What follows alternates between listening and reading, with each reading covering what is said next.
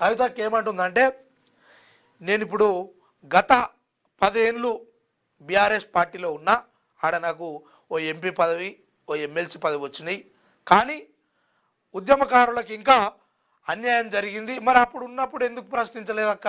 ఒక్క మాటన్న తెరిచి నోరు తెరిచి మా అయ్య ఇట్లా చేస్తుండు, మా అన్న ఇట్లా చేస్తుండు, మరి హరీష్ రావు గారు ఇట్లా చేస్తున్నారు, ఒక్క మాట చెప్పకపోతేవి.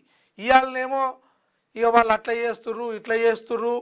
ఇక అసలు తెలంగాణలో ప్రాంతీయ పార్టీ అనేది లేదు అనే విషయాలను చెప్పుకొచ్చే ప్రయత్నం చేస్తున్నావు. నీ ఇన్నర్ ఫీలింగ్ అర్థమవుతా ఉన్నది ఈ జనాలకు.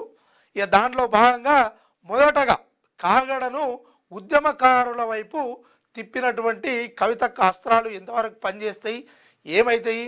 మొత్తానికైతే చాలామంది అక్కడికి ఉద్యమకారులు, వివిధ సంఘాల నాయకులు ఆ సభకు హాజరై విజయవంతం చేసినట్టుగా చెప్తా ఉన్నారు.